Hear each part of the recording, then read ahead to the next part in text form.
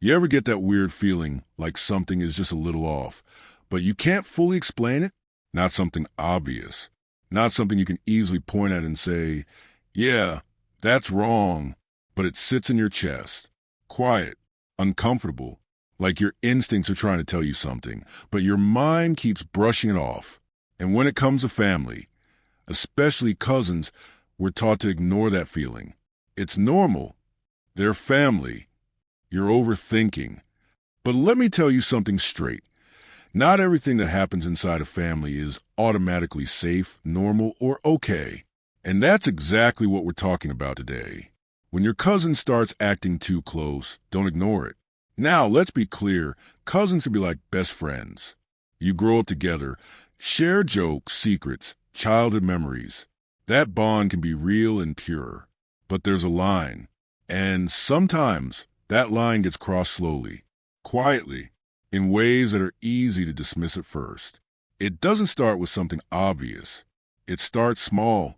Maybe they sit a little too close. Maybe they touch you more than necessary. Maybe their jokes feel different.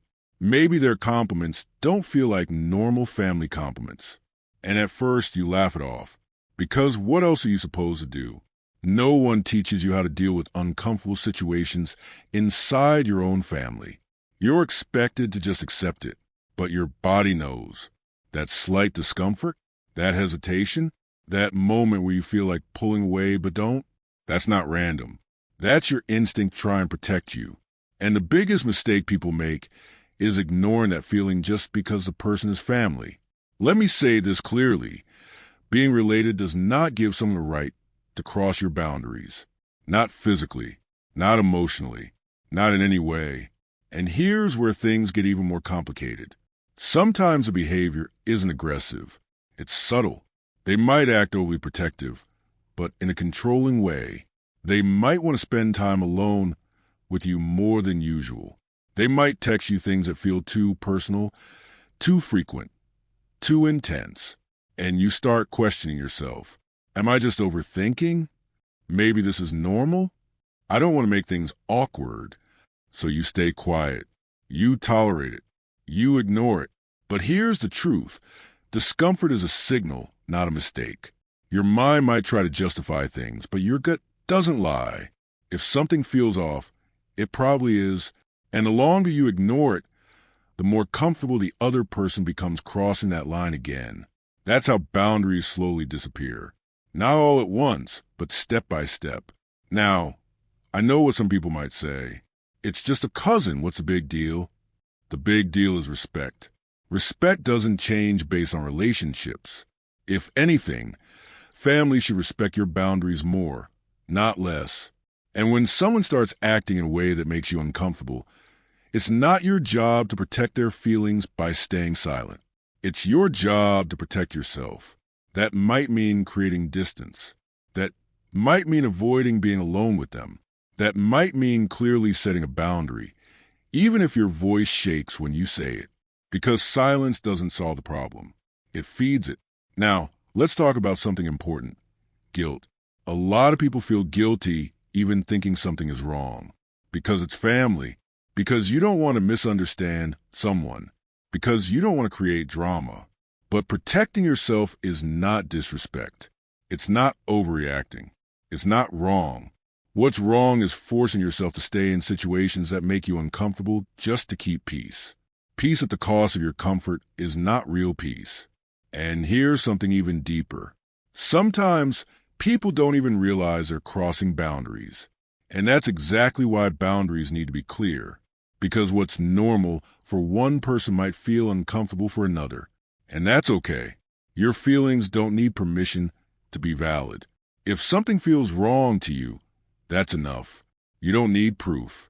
You don't need validation from others. You don't need to wait for it to get worse. You can act on how you feel right now. And if someone respects you, they'll respect your boundaries. If they don't, then that tells you everything you need to know. Because respect shows in actions, not words. Now imagine this. You ignore it. You keep brushing it off. Months go by, maybe years. And that uncomfortable feeling doesn't go away. It grows. it becomes heavier. Because deep down, you knew something wasn't right, and you chose to silence yourself. That regret hits harder than any awkward conversation ever will. So don't wait for things to become obvious. Don't wait for something serious to happen. Don't wait until you feel trapped. Trust yourself early. Protect yourself early. Set boundaries early. Because the strongest thing you can do is listen to that quiet voice inside you before it has to scream. And if you're watching this and thinking, yeah, I felt that before, then this is your sign. Not to panic, not to assume the worst, but to stop ignoring yourself. Pay attention. Create space if needed. Speak up if necessary. And most importantly, don't let the word family be used as a reason to tolerate discomfort. Because real family doesn't make you feel unsafe. Real family doesn't make you question your boundaries. Real family respects you without you having to fight for it. At the end of the day, this isn't about accusing anyone. It's about awareness. It's about self-respect. And it's about understanding that your comfort matters, no matter who the other person is. So the next time something feels off, don't laugh it off. Don't ignore it. Don't silence yourself. Listen, because that feeling, it's there for a reason.